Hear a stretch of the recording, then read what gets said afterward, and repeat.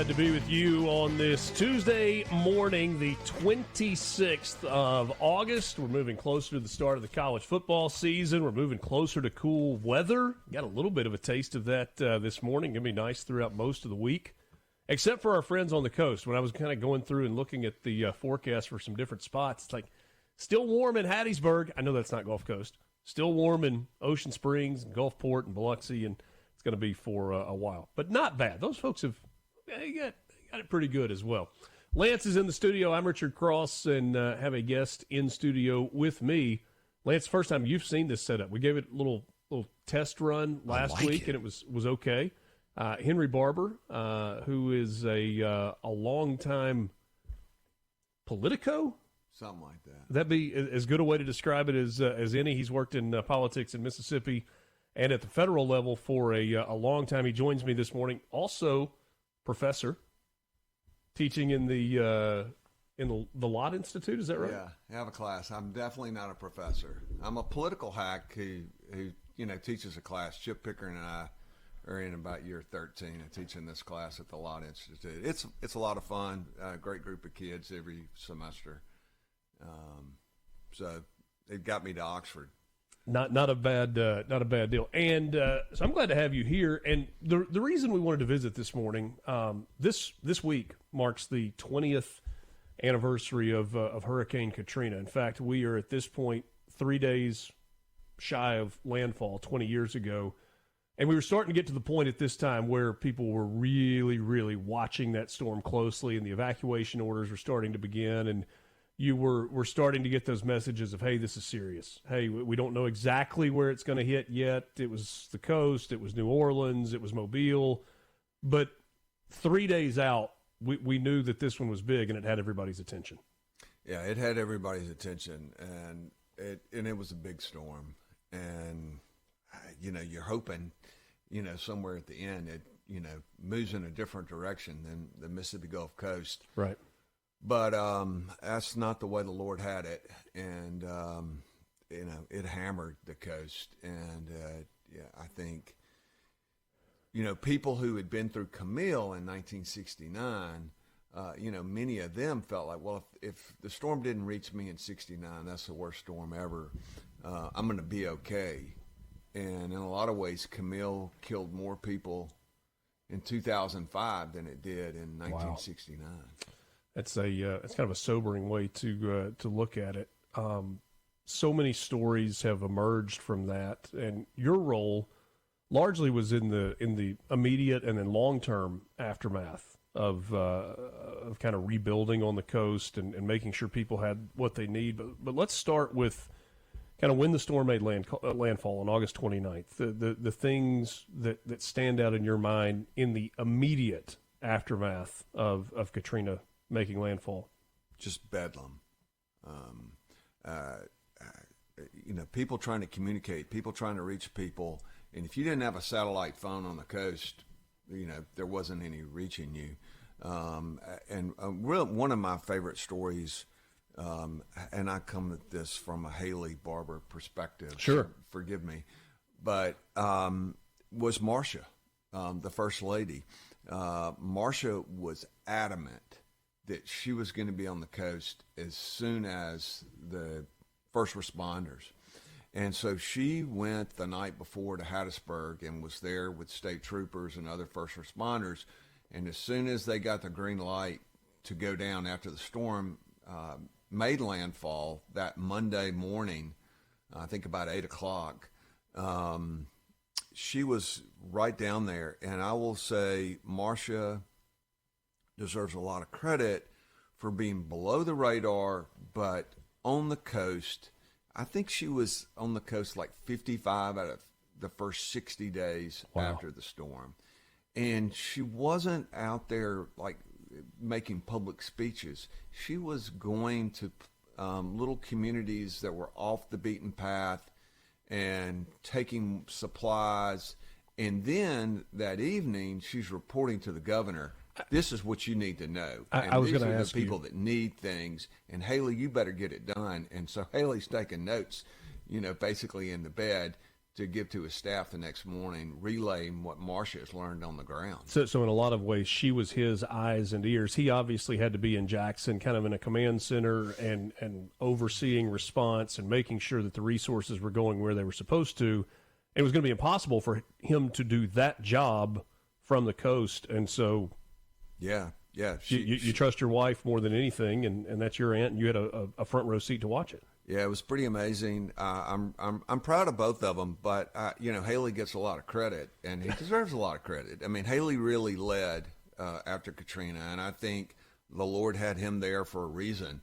In many ways, his career, oddly, as a lobbyist, helped prepare him to do the things that needed to be done to make sure that the coast could rebuild and come back better and stronger than ever. But I'm proud of both of them. They did great things, but in those early days, Richard, I mean, people are trying to survive. They're trying to figure out where can I get a meal? Where can I get water? Where can I get any kind of supplies? And so there is that immediate focus on that. But one of the things Haley did very early on is he talked to Jeb Bush, and the governor of Florida at the time, who had just been through a couple of hurricanes, and Jeb shared a lot of ideas with Haley, and one of which led to this private commission that Haley put together. He picked up the phone and called Jim Barksdale, one of the most effective and accomplished CEOs in the country, right, who just happened to live in Jackson, Mississippi, and was retired, and who had been Ronnie Musgrove's biggest financial supporter when Haley took on Musgrove. But nevertheless, Haley picked up the phone and called Jim Barksdale and said, I would like you to chair this recovery commission, whatever we're going to call it. And Barksdale said yes. And what that did, Haley and the government folks were really focused on recovery, the immediate recovery. How do we take care of people? Think first responder kind of reaction. And this private group commission that Jim Barksdale would chair, that Haley asked me to be the executive director for, kind of the day-to-day guy. It was focused on long-term recovery. How do we build back safer? How do we build back better? I'll say, more beautifully. How do we maximize what in many ways was a clean slate on the coast? Because anybody that went to the coast right after Katrina, you were lost. There were no landmarks. You weren't quite sure, am I in Biloxi or am I in Gulfport? I mean, really and that confusing. was the case for people who had spent a lot of time on the coast. 100%. I mean, you're talking about the surge, particularly in Harrison County and Hancock County, of over 30 feet of water. And that storm was about surge. Camille was about wind. Right. This was a slower storm, and so it built, and then when the surge came in, it was moving buildings. It was moving casinos. The casino in Gulfport was sitting in the middle of Highway 49.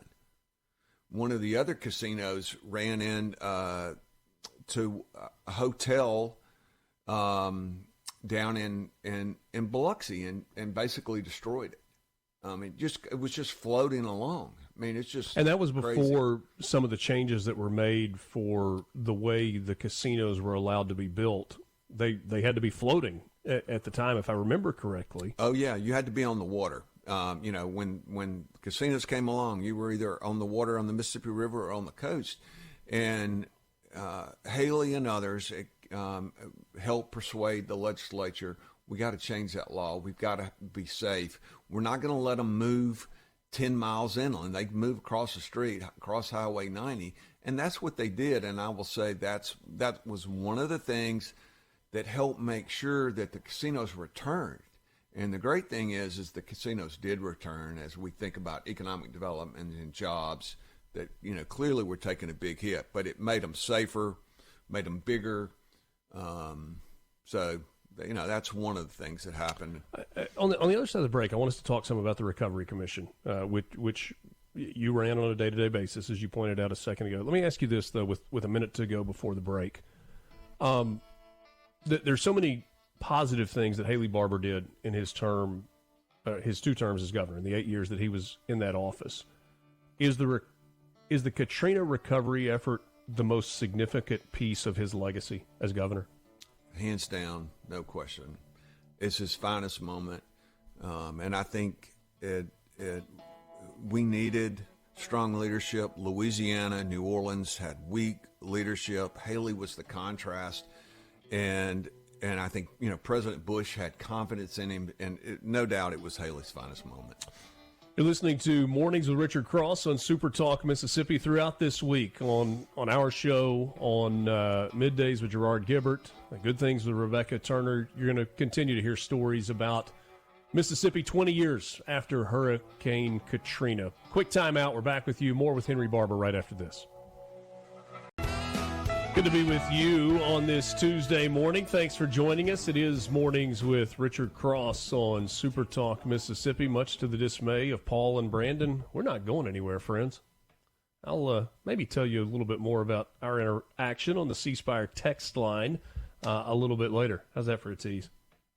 Henry Barbour, he's curious now. He's peeking over to try and figure out what that interaction back and forth is. We are glad to be with you this morning, and we are remembering 2 decades later, 20 years removed from landfall of Hurricane Katrina. Happened on August 29th. Today is August 26th, so we're 3 days away from the 20-year birthday, the 20-year anniversary, the 20-year remembrance of that devastating storm that has reshaped coastal Mississippi, the Mississippi Gulf Coast, however you choose to characterize it, and will for, I think, decades to come.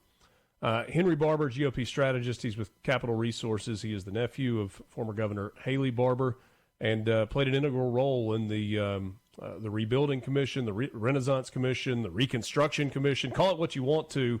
It was the group that began to put the plans together for reimagining coastal Mississippi. And you and I were talking in the break about some of that. One of the most fascinating things you said to me was you got up this morning and started going through some old notes and some old files from 20 years ago, kind of looking at some of the task that was before you. And you told me the first commission meeting happened just a week and a half after the storm made landfall, which is remarkable to me. Yeah, it was a fast moving ship, that's for sure, and it needed to be.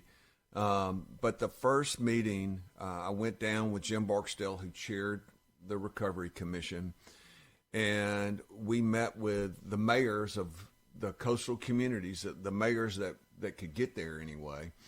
And we met with the commission leadership, people like Anthony Topazzi, Ricky Matthews, Governor William Winter, Derek Johnson, who is the head of the NAACP across the country. He was the head of the NAACP in Mississippi. And I am hearing names that do not all believe the same thing politically.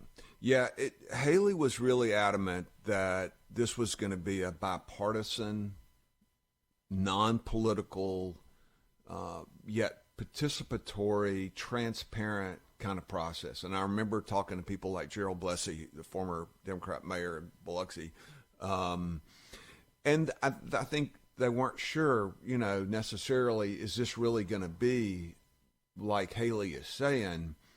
And as the thing got rolling, more and more, I'll say Democrats on the coast started realizing, okay, Haley Barbour's our guy.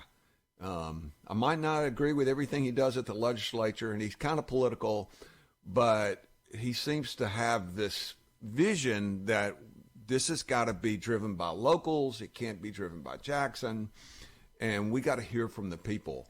Now, the commission's job, with Jim Barksdale's leadership and others, was to lead with vision, to help set the tone, and so that first meeting that we had with the mayors was mostly about listening to them. And I will tell you, I can still see them.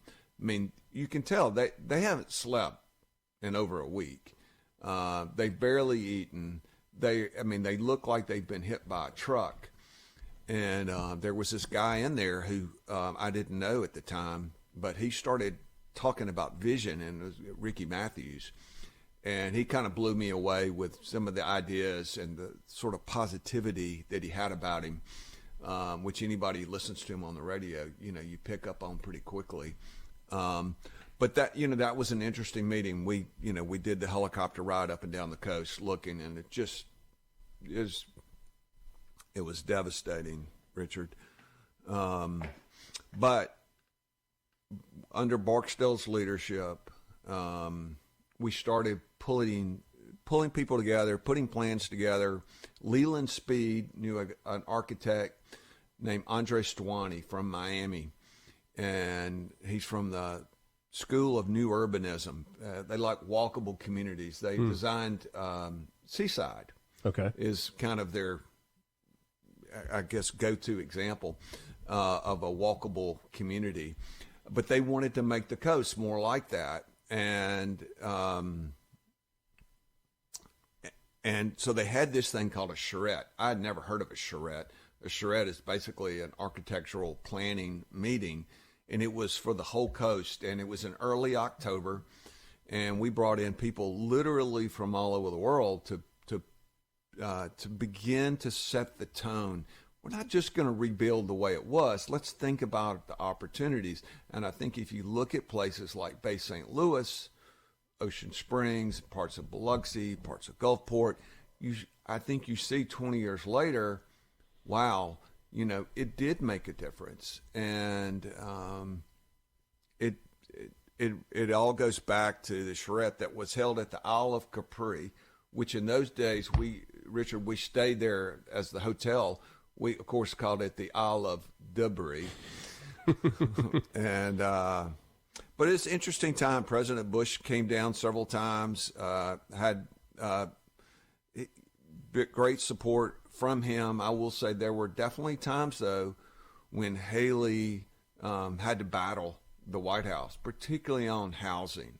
Housing was a huge problem.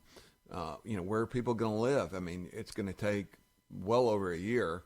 And they came up with this design. Fred Carl was very involved with this. Fred Carl of Viking in Greenwood, Viking. Right? That's exactly right. Yes, he was the commission leader on housing.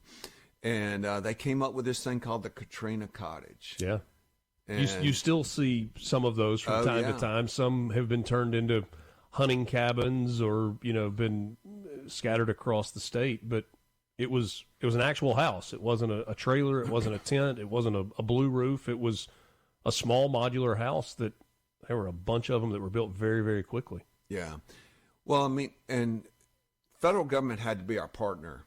And Haley was determined to convince them that they needed to partner more than maybe they thought they needed to partner.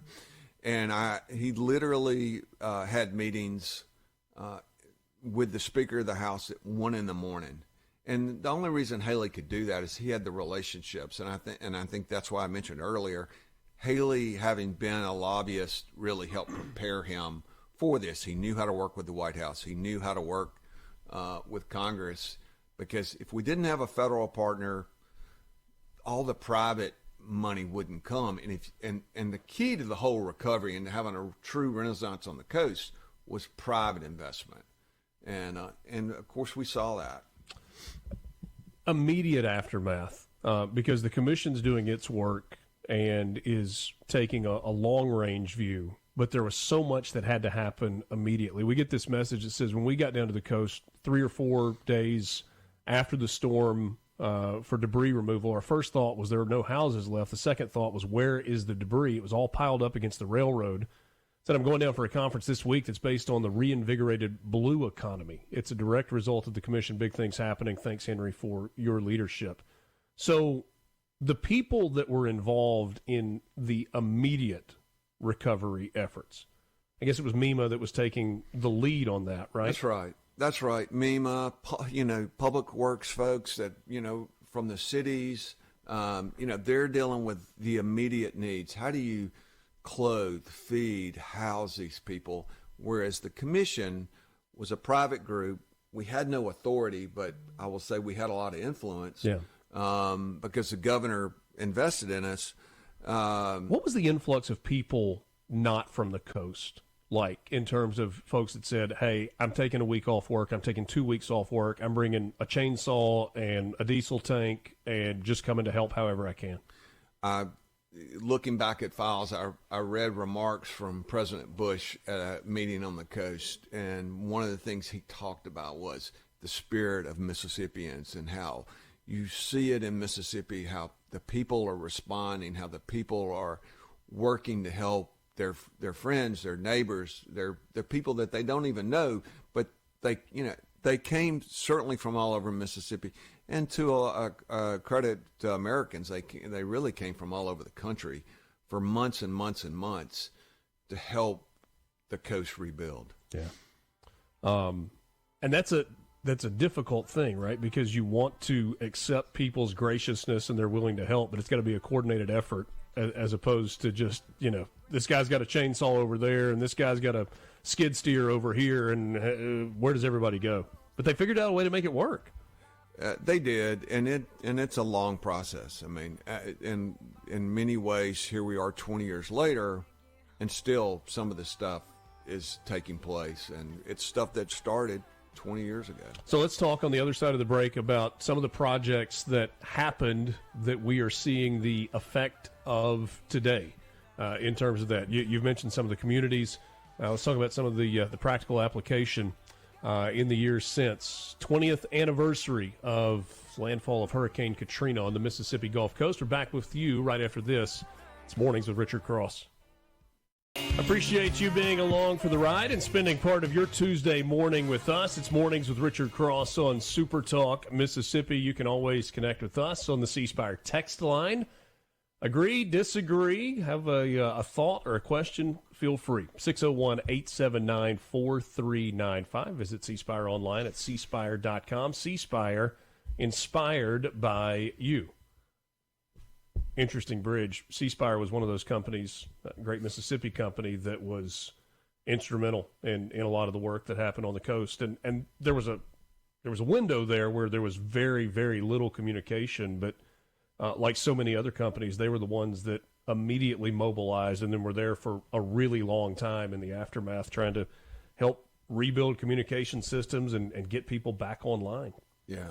Yeah, C Spire, the Creekmore family, they're Mississippians, and I will say, there's a lot to be said for the Mississippi companies, because it's just it's who they are. Yeah, and that was one of those times when you saw that with C Spire and what they did after the storm. All right, so we've been talking about the Recovery Commission, of which you were the executive director, which meant kind of running day-to-day operations. It's actually an interesting dynamic. You and I were talking earlier about Jim Barksdale, and his reputation is that of a CEO and a company founder. But before he was that, he was an integral part of the growth of FedEx as chief operating officer. And that's kind of the role that you slid into, whereas he was in more of that CEO type position with the commission, right?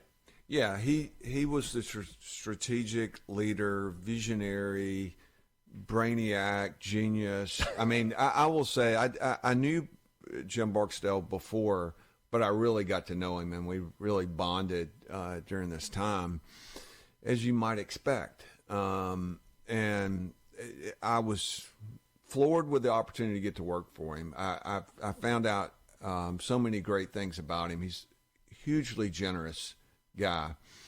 And that first meeting that we had on the coast, he came back and he was basically wanting to fund various things that the mayors had brought up. I was like, Jim, that's what the government's for.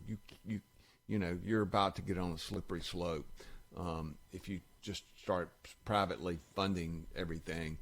But there is one story that's worth you talking about. What were some of the major successes of the coast, and one of which is the beautiful bridge that connects Biloxi and Ocean Springs. And there was a bit of a fight between A.J. Holloway and Connie Moran. A.J. was the mayor of Biloxi. Connie was the mayor of Ocean Springs. And Ocean Springs wanted, I'll say, a smaller, pretty bridge. And A.J., with all the casinos, wanted maximum lanes. Let's get the cars in. He wanted a thoroughfare.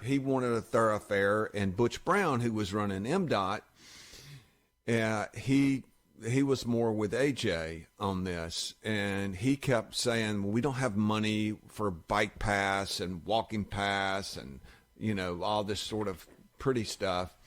And we're like $9 million short. And so there was all this back and forth, and we had a meeting in Biloxi City Hall, and there were a handful of folks there, including Butch Brown and the mayors, and Jim Barksdale was there. And there's this back and forth, and Butch is just saying, we don't have the money.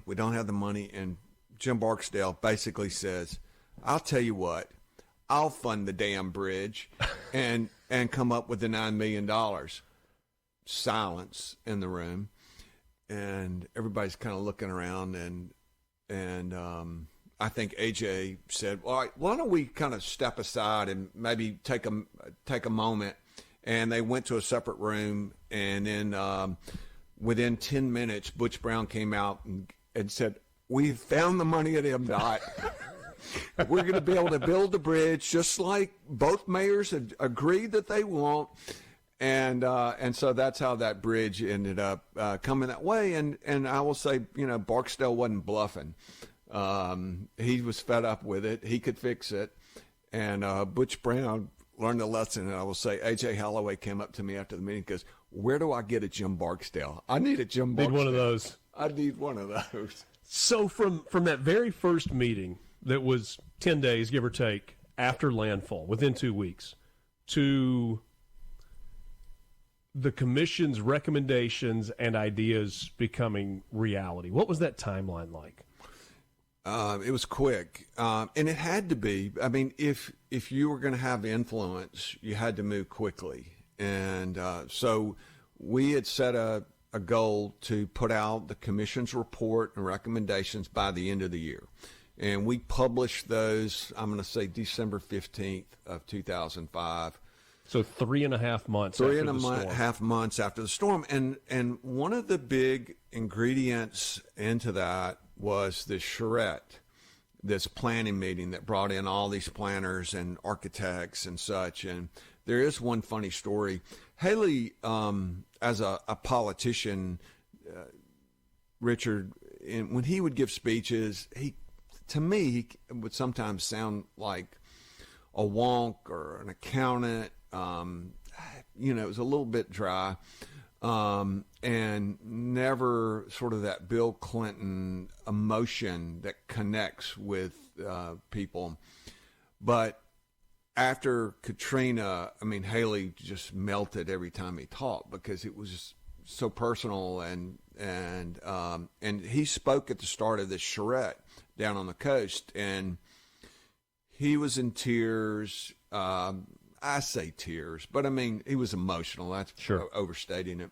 But I mean, it was a powerful speech, but there was a funny line in it where he said, now, I don't know, I've never heard of this word charrette. I don't know a lot of French.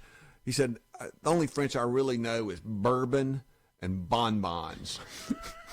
So he, which is kind of classic Haley for anybody that knows him. And, it was a lighthearted moment at a very serious time, but that commission really set the tone for recovery, and it set it very high. And I think that was really helpful to the mayors and county supervisors, that you had a lot of smart folks who were giving them ideas. Now it was all going to get decided by the local people. I mean, and private landowners. But it gave them a lot of ideas that I will say in places like Bay St. Louis, they really grabbed a hold of that. And if you go down to Bay St. Louis now and you see the beauty of what they have, and it's way beyond what I think it was, 20 plus years ago, pre-Katrina. It was a cool town before that, and now I think it's kind of off the charts.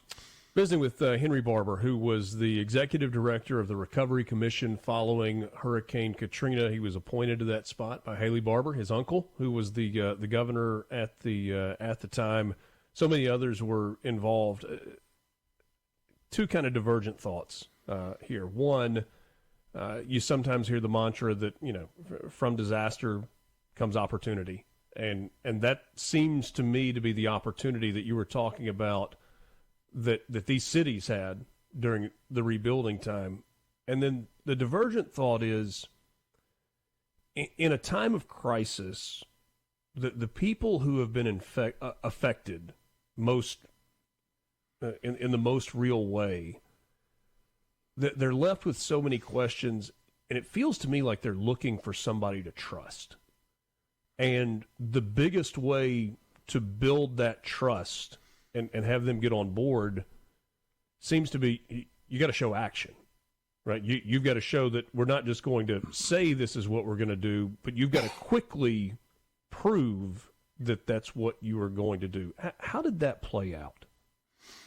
Well, leadership really matters, particularly in a tragic situation like that. And I will say Haley really led. Governor Blanco over in Louisiana really struggled. The mayor of New Orleans really struggled. And it hurt the overall recovery because Louisiana was not well led. Haley was a real contrast to that. And I think in a lot of ways was the political figure who kind of came out of Katrina stronger. The reality is, if you looked at polling numbers for Haley after his first year and a half, wasn't a real certainty that he was going to be reelected.